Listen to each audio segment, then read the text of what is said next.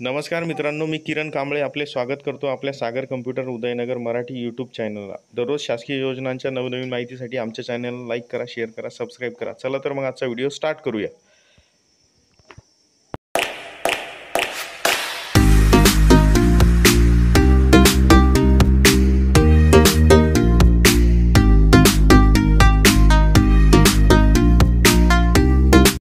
नमस्कार मित्रांनो, UPSC मार्फत CAPF भरती केंद्रीय सशस्त्र पोलीस दलात 506 जागासाठी भरती आहे।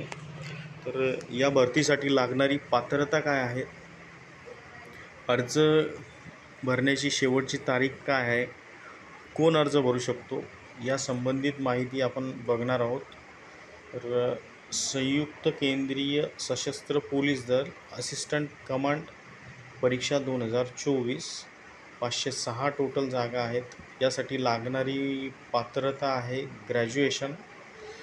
जागा आहेत बघा, BSFसाठी 186, CRPFसाठी 120, CISFसाठी 100, ITBPसाठी 58, SSBसाठी 42 जागा आहेत। अशा टोटल 506 जागा आहेत। तर या सर्व जागेसाठी अर्ज भरण्यासाठी पात्रता जी आहे ती आहे कोणत्याही शाखेतील पदवी, म्हणजे कोणत्याही शाखेतील पदवी धारण करणारा उमेदवार हा अर्ज भरू शकतो। पुरुष उमेदवारासाठी शारीरिक पात्रता आहे उंची 1.65 सेंटीमीटर 165 सेंटीमीटर, छाती आहे 81-86 सेंटीमीटर आणि वजन आहे 50 किलो। त्यानंतर महिलासाठी आहे 157 उंची आहे सेंटीमीटरमध्ये आणि वजन आहे 46 kg। त्यानंतर वयाची अट दिलेली आहे 1 ऑगस्ट 2024 रोजी उमेदवाराचं वय 20 ते 25 वर्ष पूर्ण असावे। त्यात SC आणि ST उमेदवारासाठी 5 वर्ष सूट आहे आणि OBCसाठी 3 वर्ष सूट देण्यात आलेली आहे। त्यानंतर नोकरीचं ठिकाण हे संपूर्ण भारत आहे, म्हणजे भारतामध्ये कोणत्याही ठिकाणी तुम्हाला जॉब मिळू शकतो। त्यानंतर फीज दिलेली आहे, जनरल आणि OBCसाठी 200 रुपये फीज आहे आणि SC ST प्लस महिला यांच्यासाठी फी नाही आहे, म्हणजे त्यांच्यासाठी फी माफ आहे।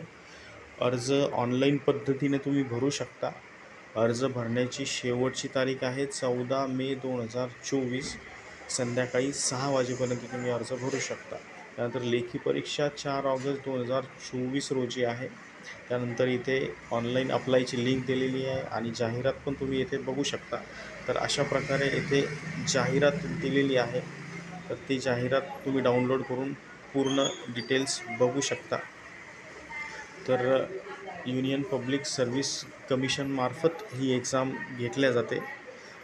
तर आजचा व्हिडिओ कसा वाटला हे नक्की आम्हाला कॉमेंट्समध्ये कळवा।